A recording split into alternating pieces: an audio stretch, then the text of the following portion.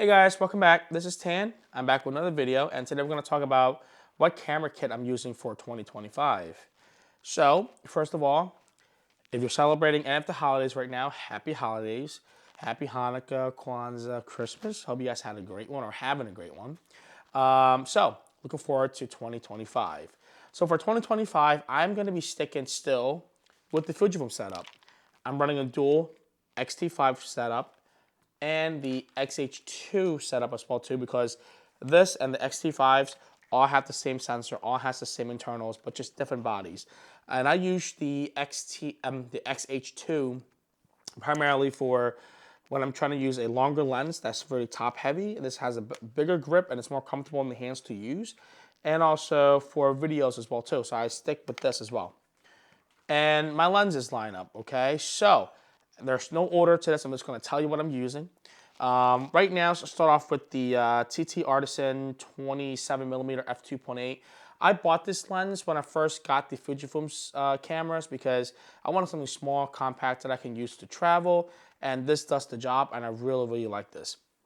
And if my camera starts to shake or something, I'm so sorry. My cat is in the back and she's going insane. And also her fountain, her water fountain has a little sprout that comes out and it's constantly making it sound like it's some water dripping or flowing. So I apologize if you hear that. Second on the lineup for me is the Sigma 30mm f1.4. And I got this because I've used it before on the A6700 of the Sony cameras, and I love the quality and the look of the lenses. However, Viltrox is slowly creeping up in the market, and it's starting to make a lot of noise in the budget camera lens. And I'm really, really looking at the 35mm Air Edition of the new Viltrox lens f1.7. That is something I'm really gonna get my hands on soon. Next up, which is on my XH2 right now, is the 16mm Fujifilm f2.8. I use this lens pretty much all the time. I use it for my wide shots in the streets. I use it to record, vlogging or self-portraits of myself. This is a perfect lens for it, and I freaking love it. Next is the 50mm f2 from Fujifilm, and I absolutely love this lens. I get it. Everyone's been talking about the 56 1.2, 56 1.4. Yes, those lenses produces great images, and so does this.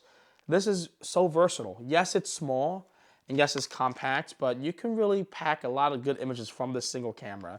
And I'm telling you right now, although I do like the lower apertures at certain situation, but if it's a well-lit situation, I'm using f2, f2.8, sometimes even f4 for my shoot. So the lower aperture is it's a nice added addition. It's not personally not a necessity for me per se. So if you like the lowest aperture you want, go for it. That's your cup of tea. Go for you. And my next lens is the good old OG 16 to 55mm f2.8 from Fujifilm. This is equivalent to the 24 to 70mm focal length on full frame. And this is the original version of this lens. They did recently come out with a newer version, which is the Mark II. And from the stuff that I've read and the sources that I've read, they're saying that the Mark II does have better autofocusing capabilities or performance rather than the new one, because apparently it works well with the newer sensors. I don't have one. I'm thinking about upgrading it to it one day, but I'm not sure yet. If you are using that new version of the lens, do you feel any difference between the old OG 16 to 55mm versus the 16 55mm Mark II on the newer sensor cameras? So let me know if that works well for you. Last but not least, the Viltrox 75mm f1.2 Pro lineup edition from Viltrox. I don't know how in the world they do this. This is such an amazing lens. It's one of the lenses in my lens lineup that after I use it and I go edit the photos, makes me not miss my full frame lenses because of the beautiful bokeh that they have in the back, beautiful color rendition, how everything rolls off just beautifully with this lens. And for Viltrox to price this as a subpar $500 lens, it is absolutely a steal. I don't care if you use Fujifilm or not. I believe Viltrox supports this on the Z mount and also the E mount. Sorry, Canon. I'm not sure about you guys yet. But If you do have this lens or some sort of equivalent to this pro lineup with your camera system, please give it a try.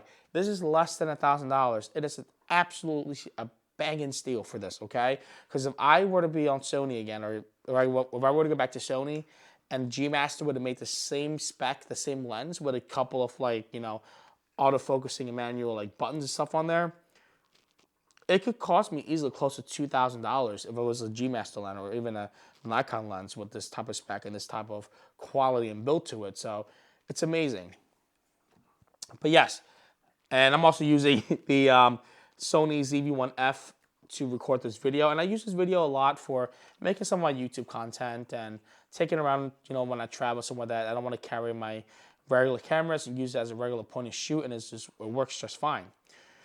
So yes, I'm sticking with Fujifilm for the rest of 2025, and I'm excited about it. And I have so many projects lined up, and I'm so excited to show you guys what's going on. In a week from now, on New Year's Day, I will be with my Mummers Club, which is something that we do annually here in the Philadelphia area, especially South Philly. It's where we celebrate New Year's Day with the Mummers, and I'm part of something called the Fancy Brigade Division. I'm a social member there. My wife has been a performer there for a long time, and pretty much we go to our convention center, we have our own floats, and we go into the parade, New Year's Day parade, and we pretty much dance our butt off, drink, and have a great time. So I am the club social member, and I'm also the club's exclusive photographer, you would say. So I'm going to strap my GoPro that day and record and just document the day and show you guys some of the clips and some of the pictures that I took throughout the day, including the performance, the parade, and the after party, whatever it's called. I'm sorry, the after party. Sorry. As you know by now, I'm still very uncomfortable in front of a camera. And when I get nervous, I start to stutter and I forget what I'm saying. My brain says one thing, my mouth says the other thing. So I'm sorry if I sound like a wackadoo to you. I apologize. But overall, I hope that you guys have a special and a wonderful holiday season, a wonderful New Year's. And I just wanted to let you guys know, there's been a lot of talks about Fujifilm. There's a lot of talks about many other cameras with issues, with, performing issues, autofocusing issues. The list goes on and on. But you have to really understand, at the end of the day, you need to be happy with what you pick. You can't just pick and choose and make your decisions just because your favorite YouTuber has this camera that got to them for free and it's like the best top specs that were sponsored for them to say certain kind of things. That doesn't make anything better. You can buy a $6,000 camera and you can have the most expensive lenses, but if your skills aren't there and if your passion is not there, that's just an expensive toy you just bought that you're never going to really have any happiness using it or any confidence in using it or any fun trying to use the camera. So all I'm saying is, no matter what camera brands that you use, you have to learn it inside and out. You have to know what to do at any situational moments where if the light is too dark, how do you do this? You have to know your camera's capabilities in order for you to be a better photographer. And at the end of the day, it's all about having fun. Who cares about the specs? I don't care if you're using a cell phone. Cell phone's probably the best cameras you can carry around. It's pocketable. You can bring it anywhere you want. Anywhere will take it. It's your phone. And then, if you're on Samsung, Apple, who doesn't, I don't care. They generate really good quality pictures and you just gotta have fun with it. Who cares about autofocusing issues? For me, myself, with the work that I do, it matters. It does, 'cause I do a lot of weddings. But has this camera failed me in certain shots that I did? Sure. But it never did it enough to the point where it broke anything that I was trying to do. And so far, it's been generating a lot of revenue for me. I've been doing way more projects I've ever done in a very long time. And I think it's because of the creativity that Fujifilm brings out of me in order for me to do something more. And people are still calling me crazy going from APS-C to full frame and back to APS-C. So, you know what? To each their own. And at the end of the day, whoever books with you, any clients that books with you, are booking for your quality of pictures. They don't look at the camera you're using. They don't care what branding you're using. For all I care, a lot of my friends who are professional photographers, or successful professional photographers, are still using the old school DSLR cameras like the 5D Mark IV or the 5D Mark III. They're still going way back using old school cameras. Having the newest and latest gear does not mean that it's going to produce you great pictures, okay?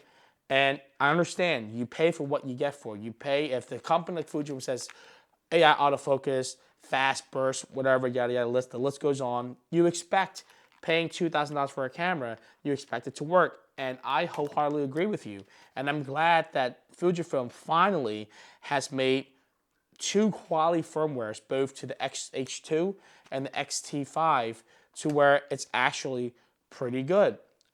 Like I said, I've never had issues with it before like that.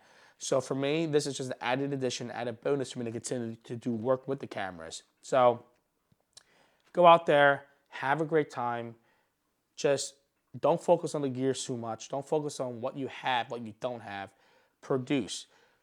The more you think of what you should have and what you shouldn't have, you're going to spend way more money than you can expect. You're going to be sitting there contemplating what you want to do. By the time you've gotten the gear that you want, you're going to lose interest in what you've wanted to do originally, and then you end up not doing it at all. Like for me, I've learned this the hard way. I've wanted to do YouTube videos for so long. Turns out that it took me about almost 10 years to even try to make a video. So it's never too late, but I just realized that I got to have fun. And I am having fun with these cameras. If you are looking for new cameras in 2025, give Fujifilm a try. You know, their firmwares now, the one that they just had, have been more reliable than others. So I'm loving this. And the film simulation, chef's kiss. Happy New Year. Happy holiday, guys. Take care.